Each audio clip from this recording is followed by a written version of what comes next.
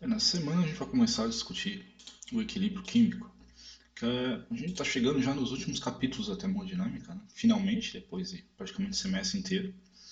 Então aqui é um pequeno resumo do que foi visto nos capítulos anteriores. Né?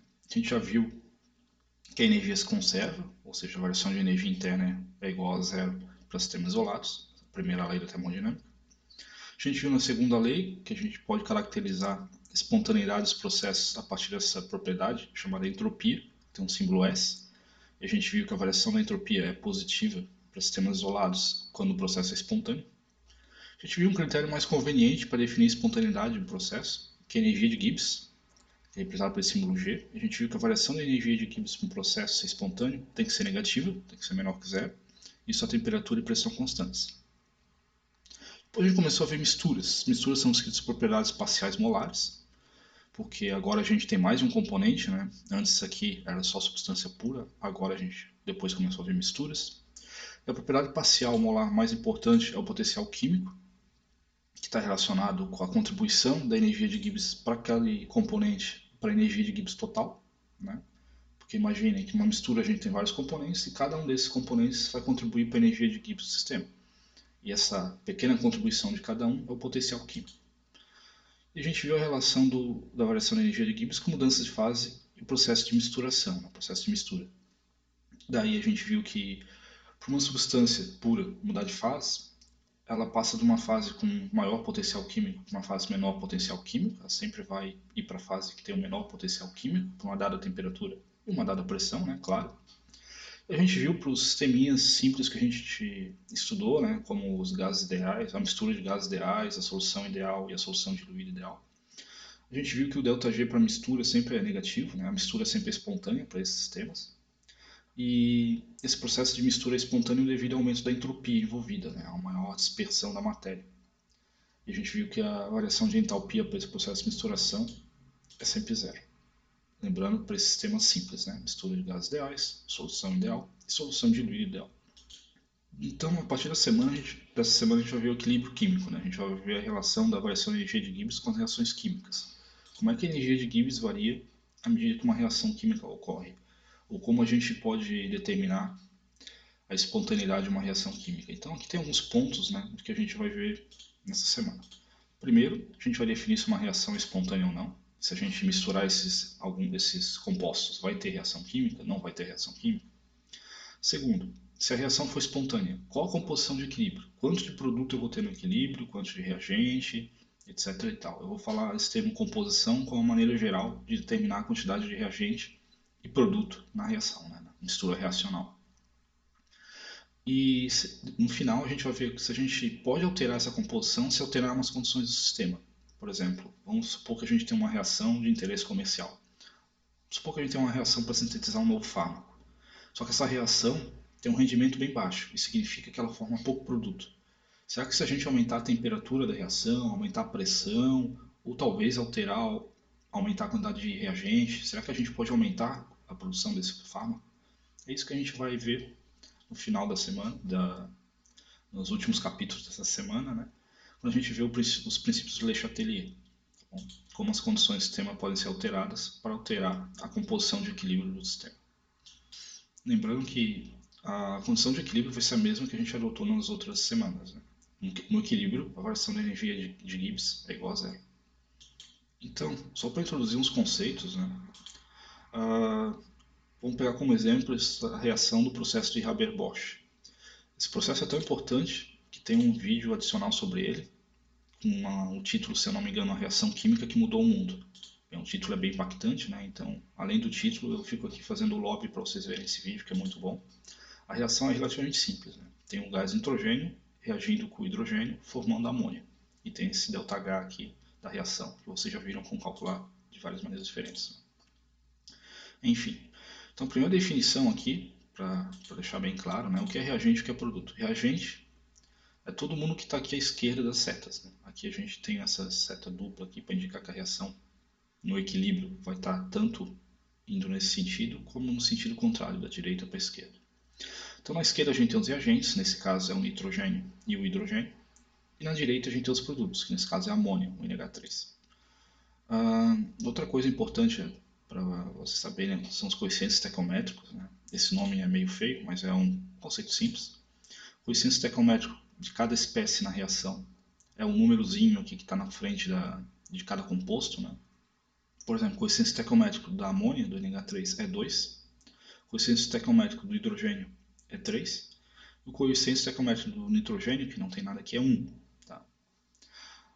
Então, esse é o conceito de coeficiente estequiométrico. Geralmente, o coeficiente estequiométrico é representado por essa letra grega nu, aqui, que parece um Vzinho. Tá? Então, o coeficiente estequiométrico da amônia, por exemplo, é 2. Tá bom?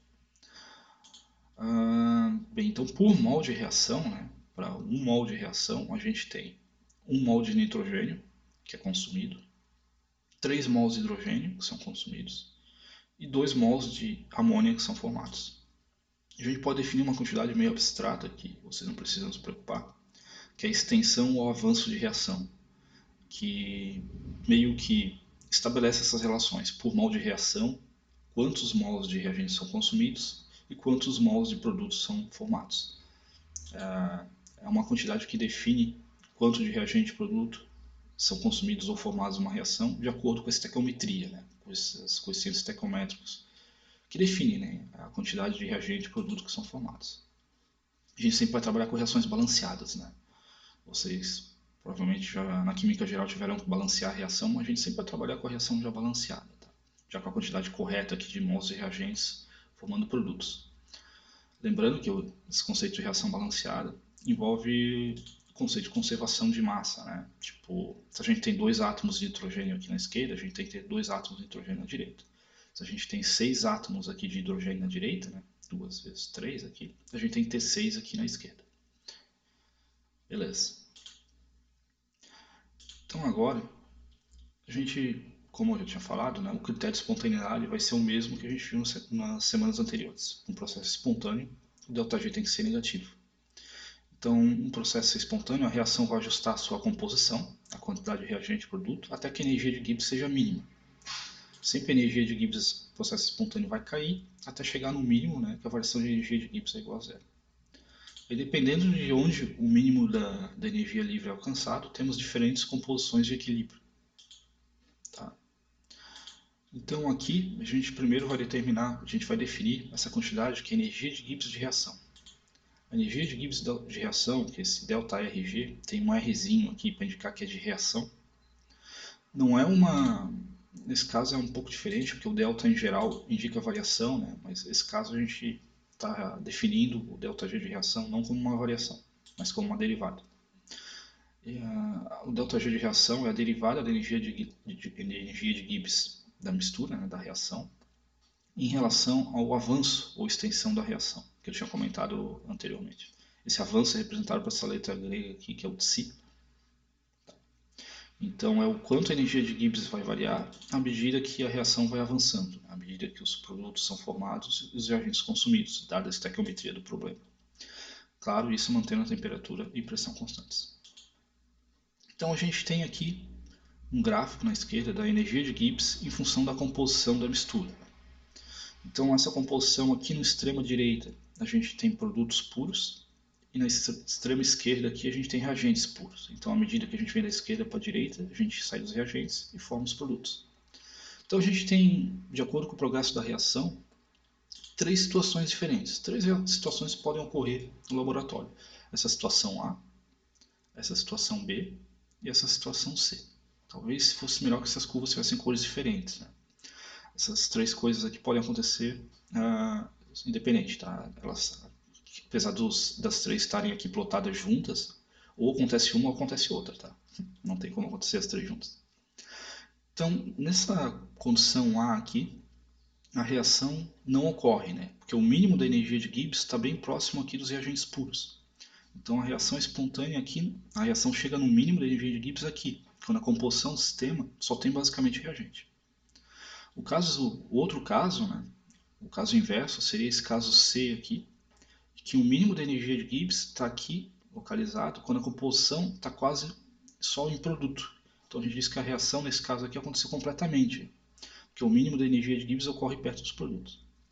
E a gente também pode ter um caso, né, em que o mínimo acontece no meio, que a reação alcança o equilíbrio com quantidades quase iguais de reagentes dos produtos. Então, basicamente, o que define se uma reação se completa ou se não ocorre, ou se acontece, se para no meio do caminho, é onde acontece o mínimo da energia de Gibbs.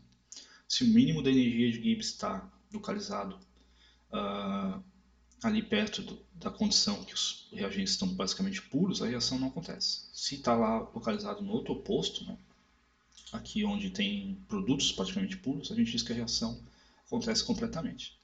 Pode ter o caso, né, que o mínimo esteja bem aqui no extremo, né, então a gente só tenha realmente produto no meio reacional. Mas é normal, né, quem já fez síntese de algum composto em laboratório sabe que sempre tem alguma perda, sempre tem um pouco de reagente que fica no meio reacional, tá? Mesmo para uma reação bem deslocada para o lado dos produtos, né? Que o mínimo da energia de Gibbs esteja bem próximo aqui dos produtos puros. Bem, então, essa seria uma introdução ao problema de equilíbrio químico, né? No próximo vídeo a gente vai ver outra maneira de calcular o ΔG de reação a partir dos potenciais químicos da espécie. Depois a gente vai ver como associar o potencial químico das espécies com quantidades que a gente pode medir no laboratório, né, com a concentração basicamente das espécies. A gente vai definir daí outras quantidades, por exemplo, o equilíbrio, a constante de equilíbrio, o quociente de reação, que são maneiras de quantificar a composição de uma mistura reacional. E por fim a gente vai ver como a gente pode alterar as condições do sistema, né, temperatura, pressão, quantidade de produto, reagente, e como essas alterações vão implicar, né, vão alterar a composição de equilíbrio.